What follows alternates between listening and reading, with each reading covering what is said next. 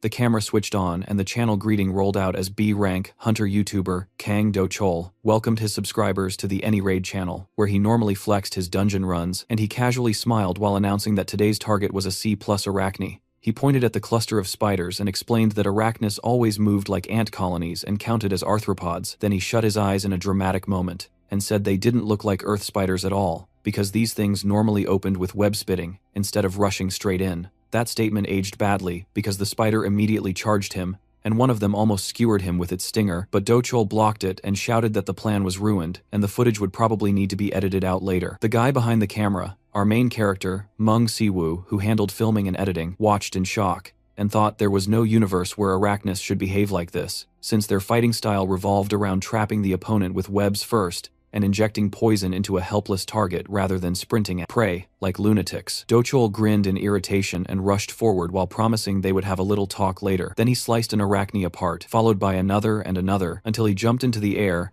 and cut the next one cleanly in half before landing on a pile of dead spiders while wondering what had gone wrong when Si-woo had specifically said they spit webs first. Si-woo's face dripped with sweat, as he thought that arachnes would only rush prey if they were in a desperate situation where survival no longer mattered. Do-chol suddenly grabbed Si-woo by the shirt and demanded to know if he planned to keep pretending to be innocent, then punched him in the stomach and yelled that an apology wouldn't fix anything because they had almost died due to him, leaving Si-woo on the ground while he walked away, saying someone without special features like Si-woo was useless. The words hit Si-woo hard, and he narrowed his eyes while remembering how he awakened with an ability that had absolutely no special traits and how it was completely worthless for hunters, forcing him to survive by obsessively analyzing monsters and teaching hunters how to hit weak points properly. Do-chol closed his eyes and muttered that he had almost died because of this bastard, and that the whole squad would have died without his reactions. But the moment he finished speaking, the other members froze and pointed behind him as a massive monster appeared right at his back. The creature lunged, yet Do-chol had already dodged,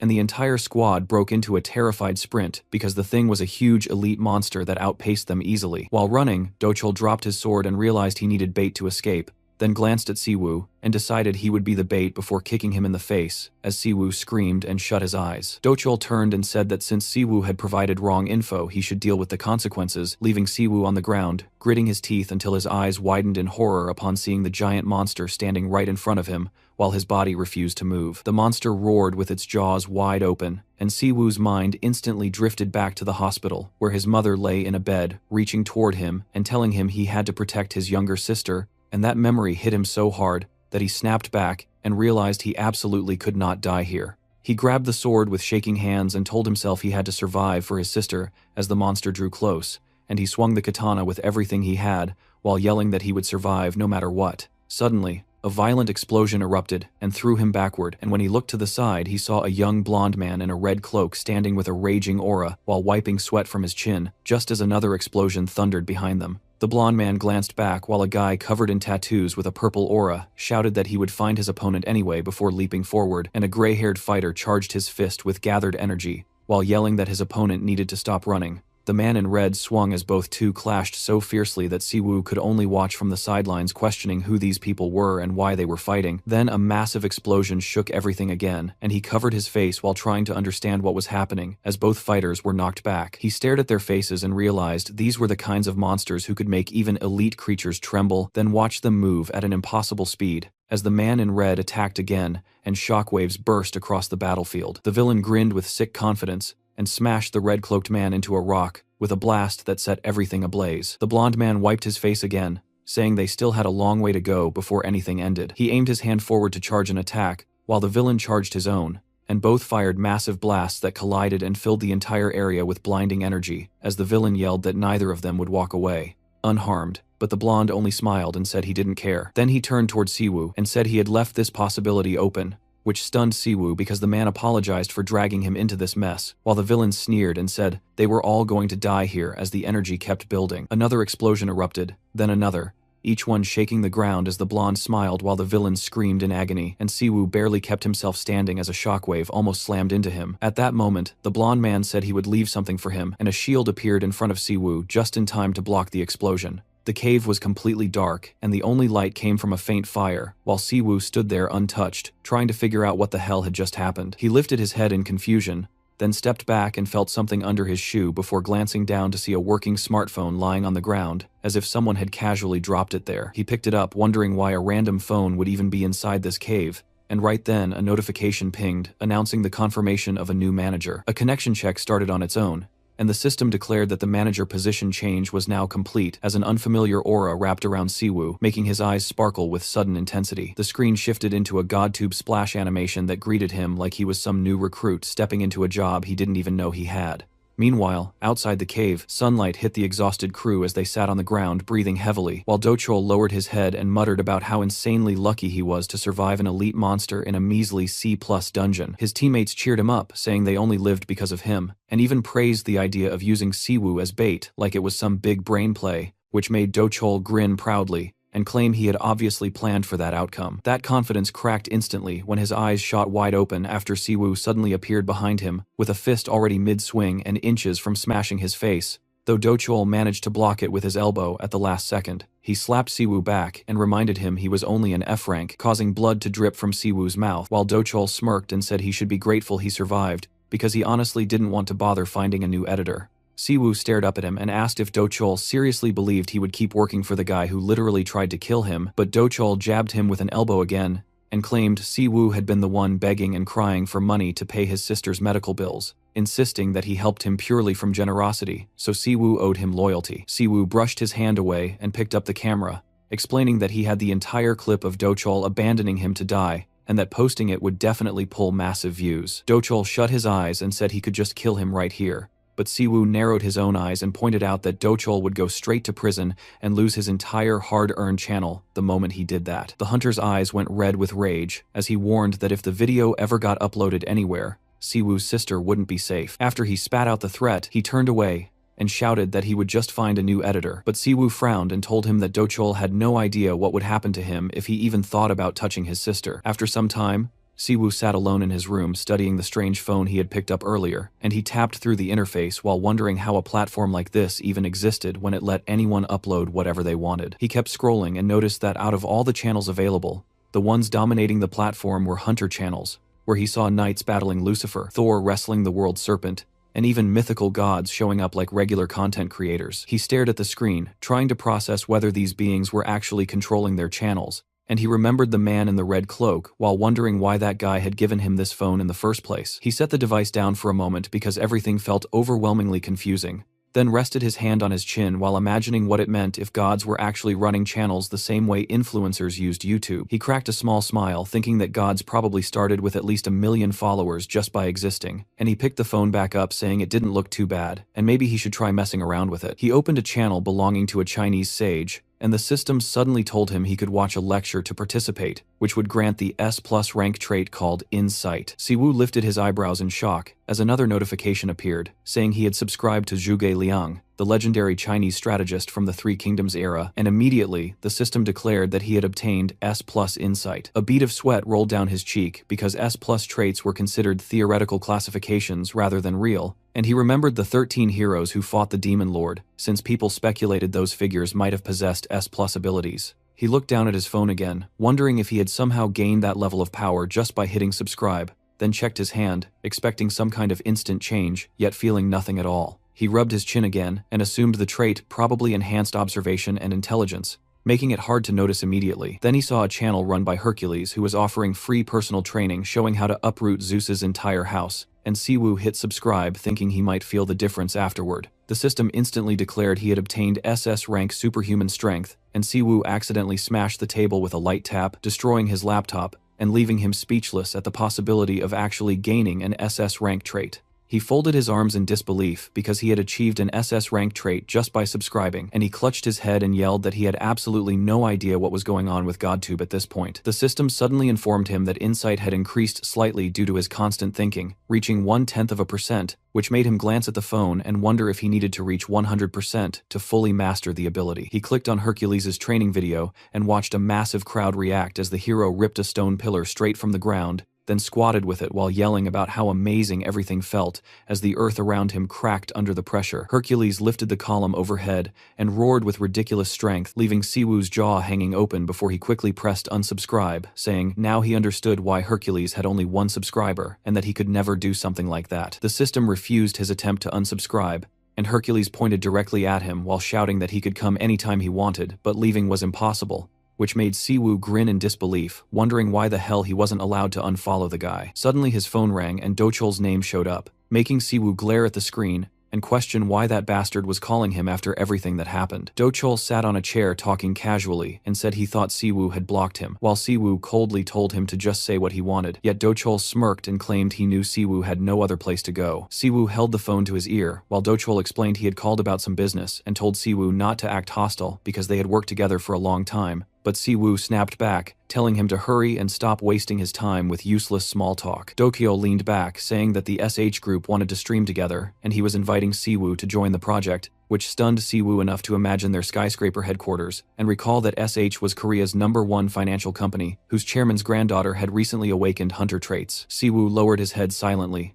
and guessed they probably entered the monster hunting industry as well. Dochol said the company was expanding, and wanted to try new things, and he asked again if Siwoo agreed. But Siwoo refused instantly. His eyes shot open when Dochol suddenly said he would pay him 5,000 won for the video, then asked again if Siwoo wanted to join now. But Siwoo smirked with a sharp expression and refused a second time. A bead of sweat slid down Dochol's cheek as he pointed out the offer was 10 times the usual rate and good for both of them, and he asked Siwoo what amount he wanted. Siwoo smiled and named the price of 50,000, shocking Dochol into furious yelling that he isn't worth that much, and wondered how Siwoo figured out SH was paying him a lot. Siwoo smiled again, thinking that his insight trait made it obvious why SH wanted to work with him instead of stronger hunters, which scared Dochol enough to ask what he meant. Siwoo explained that the chairman's granddaughter had awakened 2 S-rank traits, and that the chairman wanted her to learn the basics first. He remembered how Dochol hunted monsters, and said hunting was the foundation for all hunters, then recalled the channel footage, and explained their growth past 200,000 subscribers happened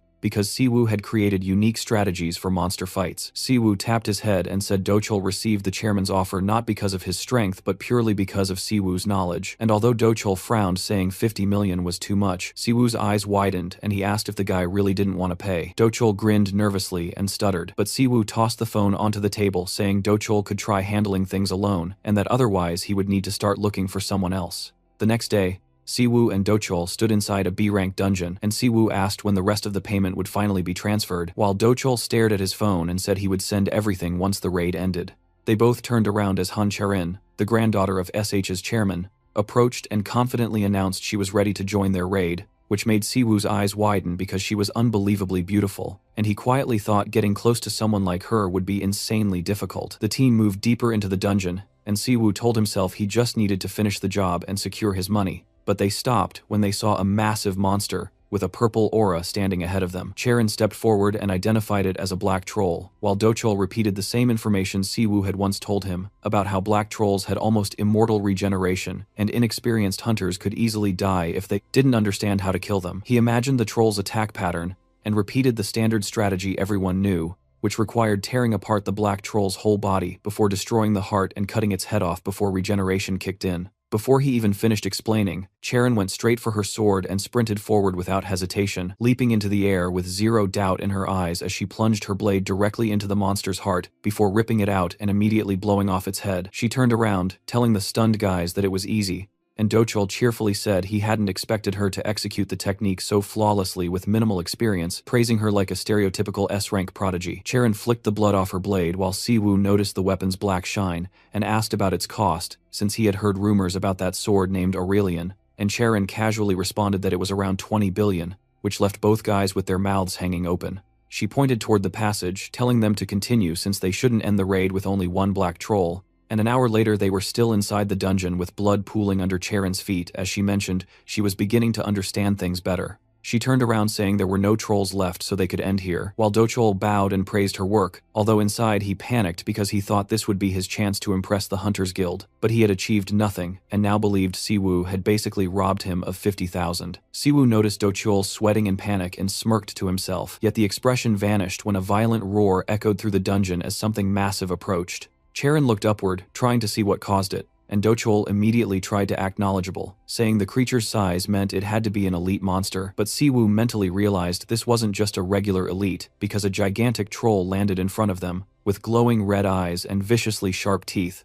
revealing it was the dungeon boss. The monster raised its fist to crush them, and Charon prepared for combat while blocking the first attack with her sword as Dochol froze with his mouth open, and the rest of the team fled in panic. The monster smirked while watching them, then hurled Charon backward, and she crashed to the ground before the beast launched rocks toward the escaping team, injuring 2 members instantly. Dochol gasped for air as fear overwhelmed him, and he ran forward thinking he had to escape before he died. But a massive shadow swallowed him, as the boss loomed directly above him, and he whispered that he was already dead. Charon saved him by blocking the attack, although the monster still struck the ground hard enough to throw her into a wall as it prepared a second attack. Charon's eyes snapped open as she realized she needed to dodge, and she sprinted along the monster's arm, dodging the swing as she landed on its neck, delivering rapid strikes. But the boss whipped around, showing almost no damage, which left her stunned. The troll launched a fast punch, and Charon jerked backwards several times before jumping away, as dust exploded everywhere from the impact, and she struggled to keep holding off the overwhelming force. Siwoo looked up and realized they had no hope of winning because even though Charon held 2 S-rank traits, she was still an inexperienced rookie, facing a terrifying boss that had fought countless times before. The troll laughed while unleashing a barrage of attacks, and Siwoo watched from the side thinking his only option might be abandoning Charon and running, because if he stayed, he would die. He shook with fear as he remembered he had SS strength from GodTube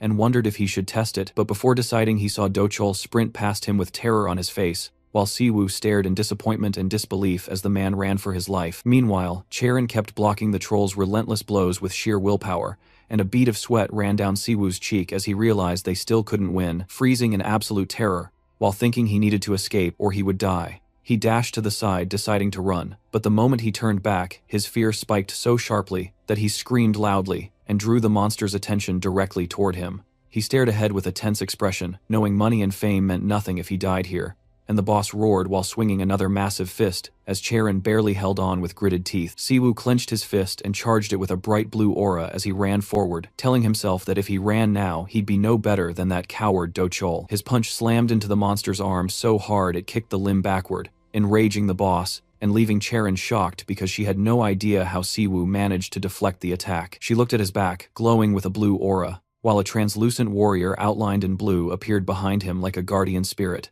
and Siwoo lowered his face, taking a deep breath as bright energy built up in his hand. The monster punched upward, breaking through the ceiling, then swung again with a heavy strike, but Siwoo blocked it with the SS strength he had gained, and the impact exploded into a shockwave that rippled across the area, while the monster snarled and bared its teeth. Siwoo held the block while shouting that they needed to act now, and Charon heard him and shot upward into the air above the monster, while swinging her sword with perfect timing. The monster opened its mouth in shock as she landed on its chest and drove her sword deep into it, before leaping upward again and performing precise spinning movements in mid-air until she landed on its shoulder and sprinted to its neck, slicing the head clean off with one perfect cut, before landing behind the monster as its massive body began to fall. She and Siwoo stared at the monster's corpse, while Siwoo finally felt relief that they had defeated it, and a system window appeared, stating his insight had increased. Blood poured from the troll's neck, while Siwoo thought about how boss monsters often had double transformations, meaning this physical transformation was completely natural for a creature of its type. The monster's severed head began growing back onto its neck with sickening cracking noises, and at an unexpected moment, it grabbed Charon in its massive hand while she screamed in pain, trying to pull herself free, as Siwoo watched helplessly, thinking that if she died here he wouldn't be able to save her at all. The monster's pupils tightened in shock because it clearly hadn't expected what it saw next. As Siwoo pushed its fingers apart with all his strength, Charon twisted in agony with one eye squeezed shut and told him to run, while Siwoo kept holding on and shouted back that she needed to aim directly for the heart. She pushed against the giant fingers and finally slipped out of its grip before falling to the ground, then lifted her head with a fierce expression, saying she understood everything, grabbing her sword as she sprinted toward the monster with full determination. Siwoo was still holding the monster's fingers apart with glowing eyes, while yelling for her to trust him and attack, and the monster snapped its head toward the sound of her footsteps, trying to move its arm but failing when it realized its hand couldn't budge. When it looked to the side, it saw Siwoo still gripping its fingers tightly as he wrapped his own hand around them and flashed a wide, confident smile straight into the monster's stunned gaze. The beast opened its mouth in rage, while Charon charged forward with her sword, slicing the monster's entire arm lengthwise with incredible speed, and leaving a streak of blue light behind her as she leaped upward and pierced one of its hearts. Siwoo stared forward, his eyes shot wide open as he yelled that the ogre had 2 hearts. Charon gasped because she hadn't known that detail, then dodged the monster's counterattack with a backward dash, while Siwoo thought she would probably figure it out using her instincts anyway. Her eyes gleamed like cosmic light as she focused and lunged straight toward the monster, swinging her sword again while lowering her katana with her mouth open in determination, before driving a precise strike into the second heart. The monster erupted into a pained scream. Blue aura formed around Siwoo's leg, and he sprinted forward, wrapped in that glowing energy, while swinging his fist and shouting for the monster to finally stop resisting and die. He jumped high toward the beast, while Charon dropped down at the same moment. And in the monster's final moment, it saw the reflection of Siwoo's glowing fist in its eyes before its skull exploded into shattered fragments. Blue lightning flashed brightly in Siwoo's eyes, while his hand dripped with blood, and a trailing streak of blue light burned behind him. He slowly walked a few steps before collapsing to the ground right in front of Charon, who stared down at him wondering who he really was. A moment later, Siwoo found himself blinking awake inside a completely different room, where a TV hung on the wall beside a clock and a cabinet, and as he pushed himself up from the bunk, he immediately noticed a woman seated in front of him. Karen sat right next to him. She had decided to visit him, and the sudden realization made his cheeks heat up as he stared at her with wide eyes, wondering what she was even doing here. Charon pointed toward the floor and explained that she brought him to the hospital because he had been seriously injured with torn muscles and broken ribs, and she leaned toward him with her legs crossed while asking how he felt, which only made him clench his fists in embarrassment because she was sitting way too close for his heart rate to survive. A bead of sweat crawled down his face as she moved even closer, and the room suddenly felt smaller in a way that made everything more awkward. She placed her hand gently on his forehead, which made his embarrassment spike even harder, and for a moment, the two of them simply looked into each other's eyes, while she kept her hand there with a sparkly curiosity shining through her gaze. Tilting her head a little, she said he seemed to have a fever while he scooted back, and gave a shaky smile as imaginary steam practically poured from his head,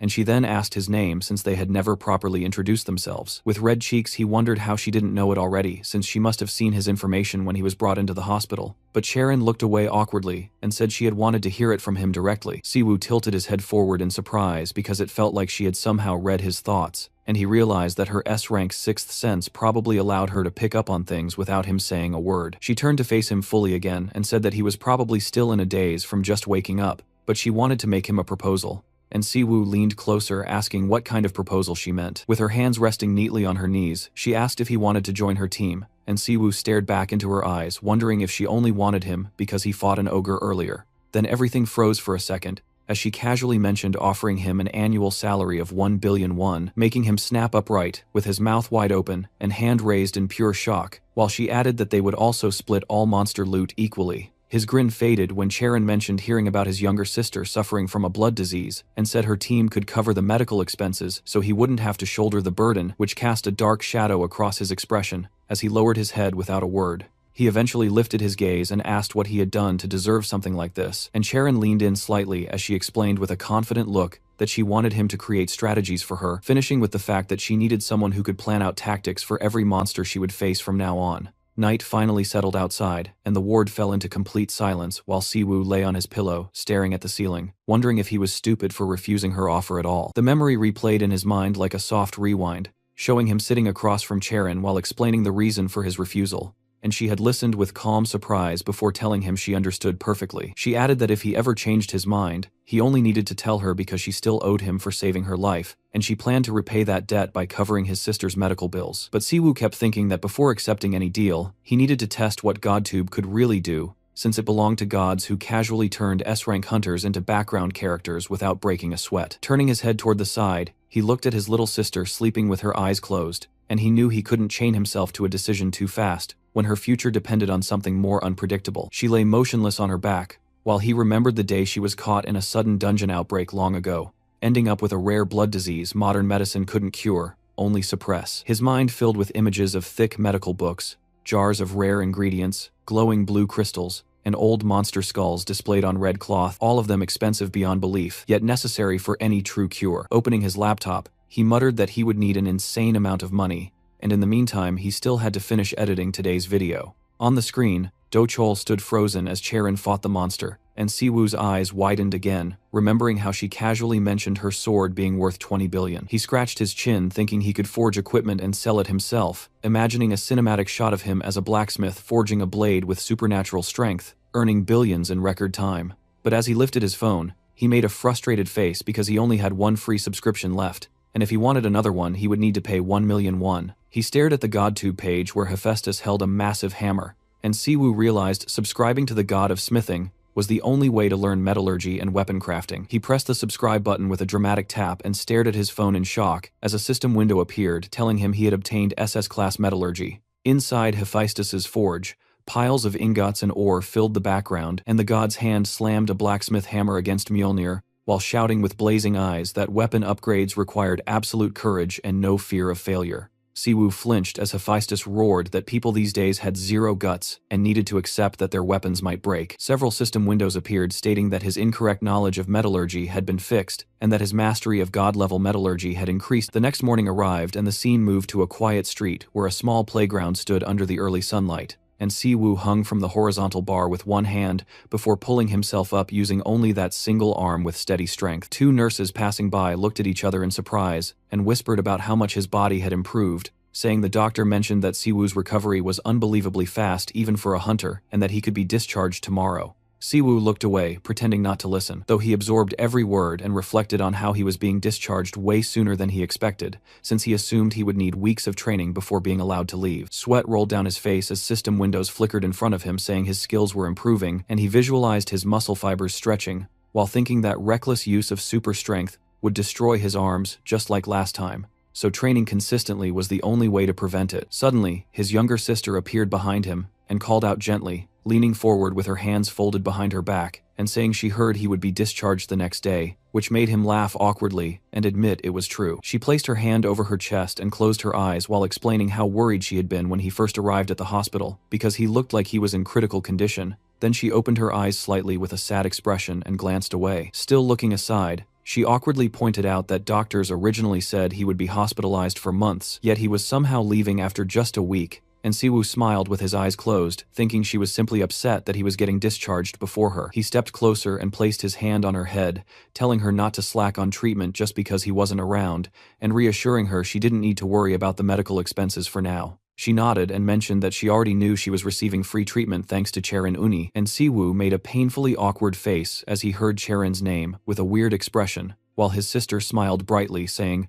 Charon asked her to call her Unni, since she had no younger siblings. Siwoo looked down and asked when that even happened, and whether his sister had ever met Charon in the hospital before, scratching his head awkwardly as she explained that Charon visited them from time to time and checked on him during his training sessions. He blinked in surprise while crossing his arms because he had never once seen her there, and his sister said Charon even asked how he was doing, which made the girl blush slightly as she hid her smile. Siwoo wondered why a busy hunter like Han Charon would still come to visit him, and figured she probably wanted to recruit him, but his sister teased that Charon likely came because she liked him, which made him turn away with an awkward smile and deny it. She added that he was more popular than he thought, because the nurses constantly talked about him, and he glanced away with embarrassment, telling her to stop saying pointless things and hurry back to the hospital, because he had somewhere important to go. He clenched his fist with determination, lifted his head, and declared confidently that he was going to make money. Sometime later, Siwoo stepped inside the dungeon and looked around with a tense breath, assuming the nervousness kicking in was because this was the first time he would be hunting monsters completely alone. He clenched his hand into a fist and reminded himself to calm down,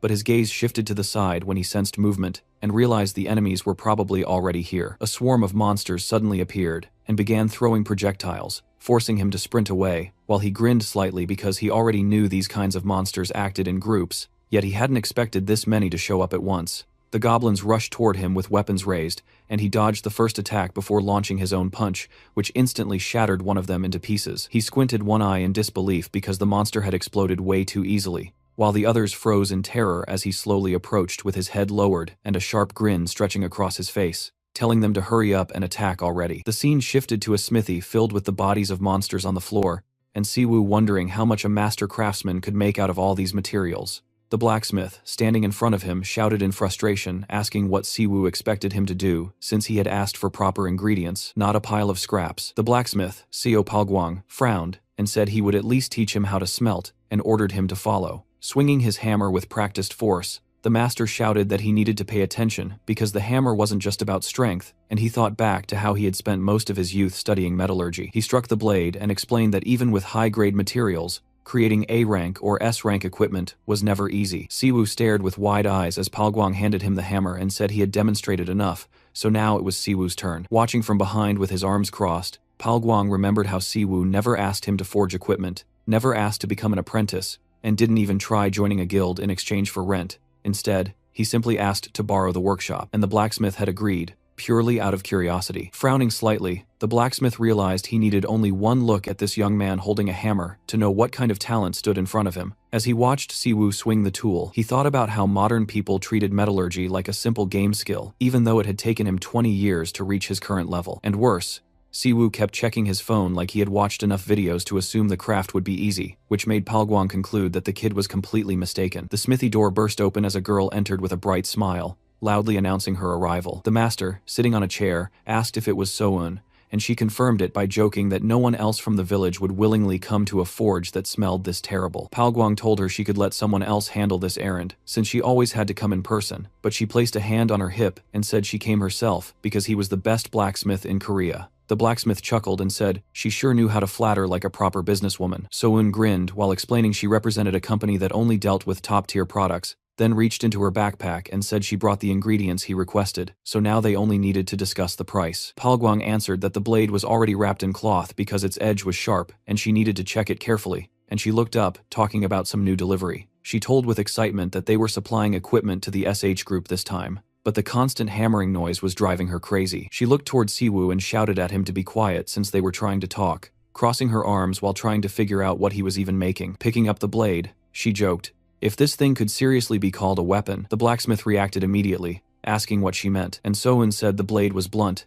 and the shape was dull, making it unusable. Palguang's mouth fell open as he told her that that weapon was made from goblin and kobold skeletons. Her eyes widened instantly, while the blacksmith crossed his arms and explained that the material was in terrible condition and the blade was made by someone who held a hammer for the first time today. She asked if he had accepted an apprentice, and he frowned while saying he tried. The blacksmith realized the kid was too unbelievable for someone holding a hammer for the first time. The memory of the tool in Siwoo's hand flashed in his mind, along with the moment the young man struck the blade with confidence. Crossing his arms again, the master admitted he had never seen anyone forge a weapon out of material this bad. Yet this same guy refused the offer to become his apprentice. So-eun immediately turned toward Siwoo as he wiped sweat from his forehead, while she stared at him thoughtfully, trying to figure out who exactly this person was. After some time, Siwoo finally completed forging a sleek black spear, and the moment he picked it up, several system notifications popped up, announcing that his god-level metallurgy skill had increased by 0.4%. He smiled with a rush of pride because he had actually managed to create a real weapon, then immediately thought how he was supposed to sell it now.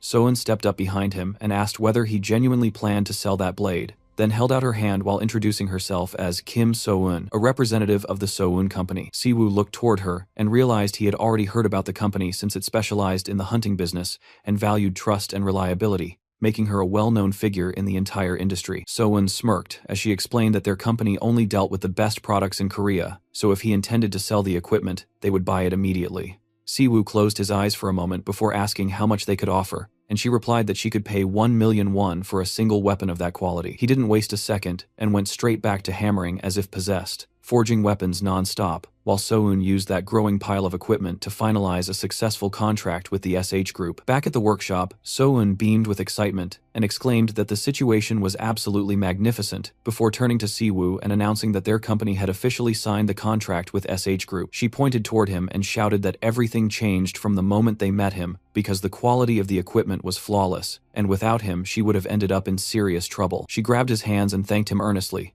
saying that if he ever needed anything, he just had to say the word and she would make it happen. Then she pulled out her phone and told him to check his bank account. Siwoo lifted his own phone to his face and froze when he saw the notification showing an active balance of 280 million won. Later that day, Siwoo sat on a chair, staring at his phone while replaying the number on his balance, recalculating it just to make sure he wasn't hallucinating. And as he brought his hand to his face, he realized he finally had the chance to buy a subscription on the GodTube platform. Right after that thought hit him, notifications flashed across the screen revealing 3 legendary channels: Hua Tuo, the mythical healer; Hippocrates, the father of medicine; and Hyo-jun, the master of traditional Eastern medicine. Siwoo quickly realized that subscribing to all 3 cost 300 million won per month, and in his current financial state, he could only choose one. He crossed his arms thinking deeply, and his body shook with tension before he covered his face and shouted in frustration. Then, with a sudden burst of reckless courage, his finger slammed down on the subscribe button. The scene shifted back to the workshop, where the blacksmith lifted both hands in disappointment, saying there was nothing to be done since fragile materials were extremely hard to polish, recommending they keep polishing to a bare minimum. So-eun walked in with a bright smile and greeted them. With his eyes closed, Palguang asked why she kept coming here, and she replied casually that she came because of Meng Siwoo. Siwoo looked at her and said he had been waiting for her, which made her blush in confusion as she asked him to repeat himself. He handed her a piece of paper and reminded her of her promise to get anything he needed, and the page contained the full list of supplies. She nodded and looked at the order, which included mountain frankincense, sulfium, saxifrage, 100-year-old jinx, and several expensive medicinal herbs. Still watching her, Siwoo asked whether getting them would be difficult, and she answered that she could secure them, but the price would be heavy. His eyes turned blank when she said the total cost was around 300 million won, though she could give him a 20 million discount. Siwoo thought about how these items were essential for leveling up the divine medical mastery he gained from his new membership, yet it was almost impossible to acquire such materials on his own, since he didn't know where to get them, or whether they were even sold anywhere at all. If So-eun hadn't been here, he would never have a shot at obtaining them. His attention shifted back to her when she asked whether he still wanted to buy everything, and he responded with crying, saying yes. As he rubbed his head, he remembered she had paid him 284 million won earlier, but if he handed back 280 million, leaving him with only 4 million, and by the end of the month, that tiny balance would be wiped out because the subscription cost alone was 100 million. He needed more money immediately. He needed hundreds of millions. Even selling equipment non-stop wouldn't be fast enough. His eyes widened as he suddenly remembered Dochol and the streaming business, and right then, Siwoo decided he would start streaming on YouTube himself. Sometime later, inside the subway, the guy was casually scrolling through his YouTube feed, already annoyed because nothing interesting was showing up, until one thumbnail suddenly caught his eye. The channel name was Conqueror of the World. From the thumbnail itself, it was obvious something was off. The video was supposedly about strategy against hippos. Curious, the man clicked on the video. The scene opened near a small pond filled with water, and somewhere between the hippos, the video's creator was hiding in an extremely weird disguise. Siwoo took off his mask and calmly asked the viewers if they knew that hippos were not aquatic horses. The guy watching was stunned. He honestly couldn't process what he was seeing. He kept wondering what was wrong with this dude, and why the hell he had dressed up like a hippopotamus in the first place. Siwoo then explained that the monsters shown in the video were called hippodons in Korea, while other countries referred to them as hippopotamus. As anyone could already tell, these monsters looked almost exactly like real hippos. He went on to explain that people usually use the Chinese character for horse when referring to hippos, even though hippos don't actually belong to the horse family at all. Hearing that the character for horse was being used for hippopotamuses made the viewer pause for a second, genuinely thinking about that information. Siwoo then explained that they actually belonged to the Bovidae family. To be precise, they belonged to the artiodactyls. He immediately added that if he went any deeper into the explanation, the viewers would probably get a headache, so he decided to stop right there. Next, Siwoo pulled out a red cloth and said he would show everyone how to tame a hippo. According to him, the first step was provoking the hippo with the red cloth. He casually mentioned that cows aren't actually nervous about the color red, and that the important part was exciting the target instead. At this point, the viewer was completely speechless, genuinely baffled by what he was hearing. Siwoo started waving the red cloth around and yelling at the hippos, trying to grab their attention. At first, the hippos lazily turned their heads toward the strange man, but the moment they noticed the red cloth, something snapped. Their expressions changed instantly. Right after that, the entire herd of hippos charged straight towards Siwoo. Instead of backing down, Siwoo kept luring them closer. When they finally got close enough, he calmly explained the next step on how to defeat a hippopotamus. The second step was apparently to just beat them and catch them. The video only got stranger from there, and the viewer seriously wondered if this was actually his real strategy. Then Siwoo threw the red cloth to the ground and rushed straight into the herd of hippos. He collided with them head-on. As he struck the first hippos, Siwoo shouted, "Rice noodles," and when he hit the second one, he followed up by yelling, "Buckwheat noodles." A short while later, the impossible happened. Siwoo had successfully knocked out every single hippo. He stood there, gave the camera a thumbs up, and asked the viewers what they thought. Was it really that easy? Even though the video had ended, the moments of that collision kept replaying in the young man's head. In the end, Siwoo told the viewers that if they found the strategy useful, they should like the video, subscribe to the channel, and turn on notifications. A massive number of viewers appreciated the video Siwoo had uploaded. The clip about hunting hippos quickly gained traction, hitting 3,628 views, with 243 people subscribing to Siwoo's YouTube channel almost immediately. Siwoo couldn't help grinning as he checked the results, because this was exactly what he had planned to see, and things didn't stop there. In a very short amount of time, 1,243 users had subscribed to the Conqueror of the World channel, and the hippo hunting video had exploded to 127,000 views. As Siwoo scrolled through the feed, he noticed countless comments laughing at the video. From what he could tell, viewers genuinely loved the concept he had used in his previous upload. Still, he knew this success came largely from getting lucky with the YouTube algorithm. That also meant he couldn't keep hanging around low-level monsters forever. Since things had reached this point, Siwoo decided it was best to strike while the iron was hot. He understood how audience interest worked. Because of high adaptability, stimulation always required increasing intensity to maintain strong attention. That kind of escalation was his specialty. After all, analyzing monsters and developing strategies was literally his job. Reaching 1 million subscribers wasn't just a fantasy. There was only one problem.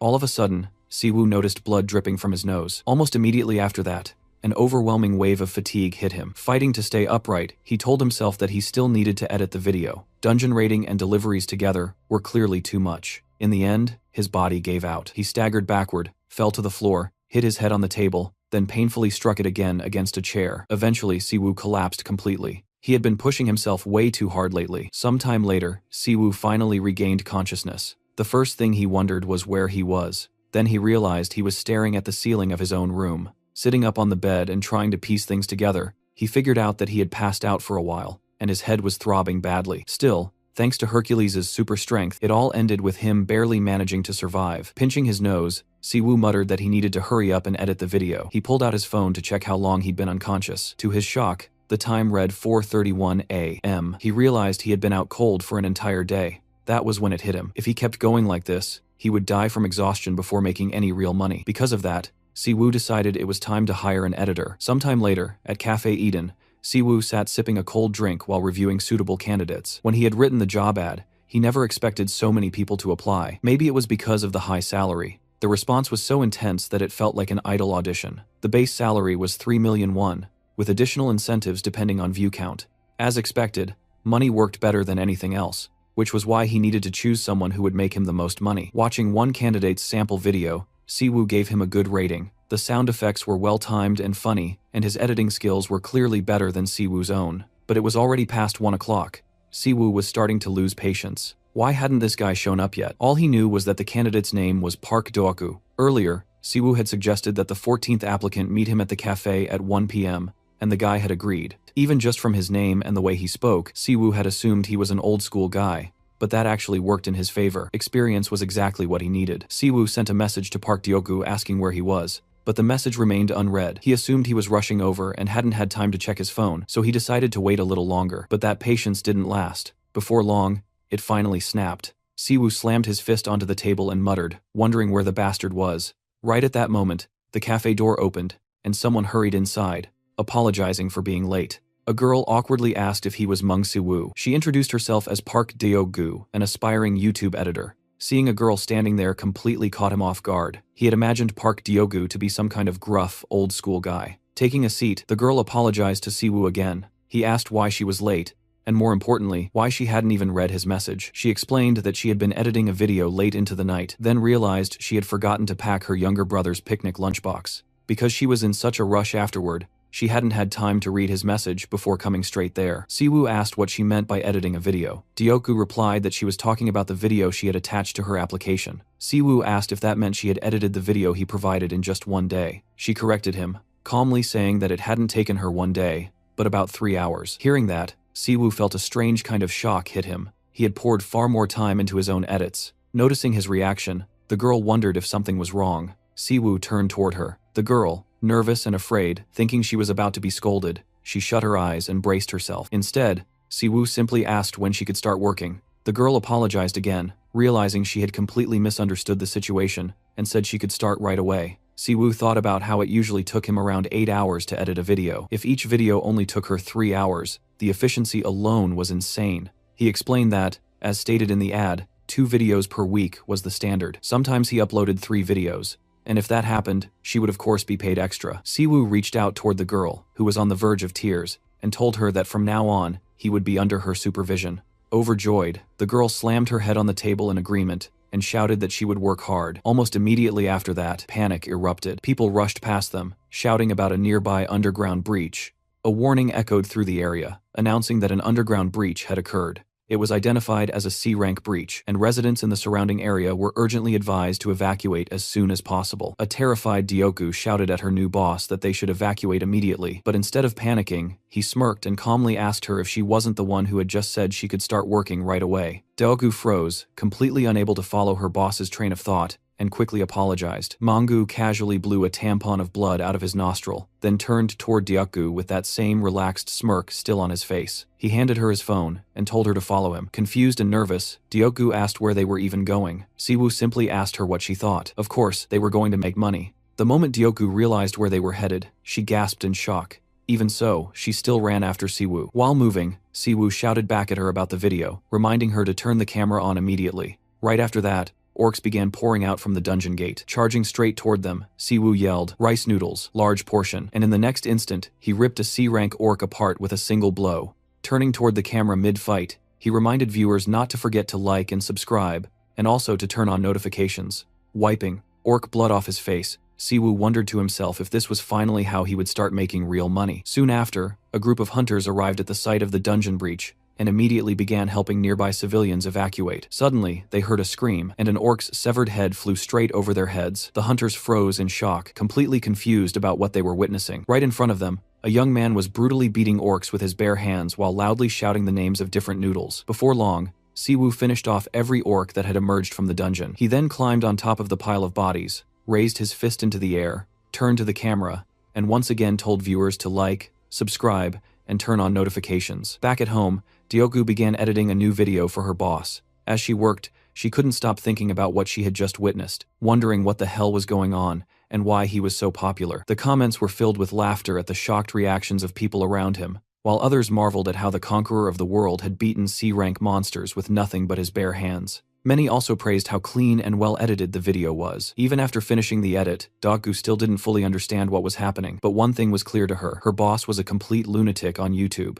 Covering her face with her hands, Dioku wondered if she would really be able to succeed. Meanwhile, behind her, her younger siblings were eating chicken and happily telling her that it was delicious, making sure to leave some for her as well. They invited her to eat with them. Just then, her younger sister grabbed a chicken leg and declared that it was hers. Her brother immediately reminded her that she had already eaten one and that they should leave it for their sister, Dioku. Watching her younger siblings bicker and care for one another, Dioku smiled softly, finally understanding what she had to do. She had to work hard, at least for the sake of her younger brother and sister. Meanwhile, over at the smithy, our MC continued forging weapons without stopping. After putting in a solid amount of effort, he finally succeeded in crafting a decent sword. This piece of equipment had been made using orc parts obtained from the previous battle. Unlike his earlier attempts, this sword was forged from class materials, which meant it was something he could actually rely on. As the process completed, his divine metallurgy skill increased by 1.4%, reaching a total of 4.43%. The system immediately commented that he had created equipment of decent quality, suitable to be given away for free. Siwoo wasn't exactly thrilled with that remark, but he was still extremely satisfied. An increase of 1.4% was massive, and considering the speed at which his skill was growing, the number itself was ridiculous. Kim Seon was visibly surprised when she saw the blade in Siwoo's hands, and praised him, noting that the quality of his weapons kept improving. Palguang, on the other hand, couldn't understand it at all. How could someone who had started practicing metallurgy less than a month ago reach this level already? It made no sense to him. Siwoo simply chuckled and said he still had a long way to go, which was true. He hadn't even mastered a tenth of Hepatitis' skills yet. The girl then turned to Siwoo and asked if he was planning to sell that blade. Siwoo replied that she was right and added that she surely knew how to sell it. Seon told him to just hand everything over to her and reached out for the blade. Palguang watched the exchange silently, clearly not liking what he was seeing. Seon then noticed that Siwoo looked much older today, and Siwoo asked if that was really the case. She smiled and said that lately, the bags under his eyes had almost reached his nose. Siwoo let out an awkward chuckle when he heard that. Seon followed up by saying she had even been confused about whether he was a human or a zombie before, though now he finally looked human again. And honestly, she wasn't wrong. Since Dioku had started editing his videos, the boy had been getting much more sleep. He was still incredibly busy, but things were more manageable. Even though he had paid extra due to the danger last time, he didn't have much money left for expenses or staff. Helping with video shooting wasn't really an editor's job, so he knew he probably should have paid her more. Still, Siwoo had zero complaints about Dioku's editing. She was working extremely hard, and he was genuinely grateful to her. Suddenly, Siwoo remembered something he had forgotten, and asked Seon how things were going with the medicinal herbs he had ordered from her earlier. Kim Seon clapped her hands, realizing she had almost forgotten about it too. Right after that, She pulled out a bag and said she had obtained everything he had requested. After all, this was Siwoo's very first request. Siwoo was stunned by how quickly she had gathered everything and admitted that it was incredible. Seon reminded him that her company only sold the best products from Korea. Siwoo wondered what exactly she meant by that, and then asked how much everything would cost. Kim Seon checked the details on her phone and replied that the total came to 212 million won. A flood of numbers flashed through Siwoo's mind. 212 million was an absurd amount of money. Seon then said that since it was Siwoo's request, she would give him a discount and lower the price to 200 million won, but there would be no discount next time. Siwoo thanked Seon sincerely for her help. Sometime later, the boy hopped onto GodTube and started watching Hua Tuo. In the video, Hua Tuo explained that herbal medicine referred to purified natural medicines obtained from animal, plant, or mineral sources. These medicines mainly came in forms such as decoctions, powders, tablets, and creams, which were the most common types. Hua Tuo stated that this particular video would focus on herbs. He explained, were natural substances with medicinal effects, including plant roots, stems, bark, fruits, and seeds. Although used in small quantities, they played an important role as compound preparations. Because of that, specific forms of certain preparations could also be referred to as herbs. This meant it was incorrect to define herbs as only one fixed form. Listening to all of this, Siwoo found himself completely lost. He couldn't help wondering what Hua Tuo was even talking about. If things kept going like this, he felt he would never be able to improve his mastery of the divine art of medicine. The system then notified Siwoo that he had gained high knowledge, increasing his insight skill by 1.4% to 8.7%. Just from watching the video, even that skill had gone up. Suddenly, something clicked for Siwoo. He had a revelation. Stripping Hua Tuo's explanation down to its core, it all came down to studying medicinal herbs used to treat diseases, along with learning and understanding their effects. The system immediately notified Siwoo that he had correctly understood the definition of herbal medicine, and that his skill level in the divine art of medicine had reached 0.4%. Siwoo was honestly confused by the fact that he had managed to understand it correctly. After that, he couldn't help wondering why Hua Tuo had to complicate such a simple concept so much. With his mastery now at 0.4%, Siwoo began preparing medicine. He even succeeded in making a decoction that, according to the system, could be beneficial to his body. Staring at the decoction he had made, which honestly looked like straight-up goblin piss, Siwoo questioned whether it was actually edible, and if it was said to be beneficial to his body, didn't that also mean it could potentially be harmful? Even so, he decided to drink it anyway. He lifted the bowl and downed it in one go. The next instant, Siwoo crashed to the floor, spilling the decoction he had prepared everywhere. What hurt the most wasn't the fall, but the amount of money he had spent on all of this. The cost of the herbs alone was insane. Suddenly, Siwoo heard a notification and reached for his phone. After drinking the decoction that was beneficial to his body, his superpower had increased by 0.01%. That result shocked Siwoo. What made it even crazier was that less than 3 seconds had passed since he drank the decoction. He even found himself wondering if he should lick whatever remained of it.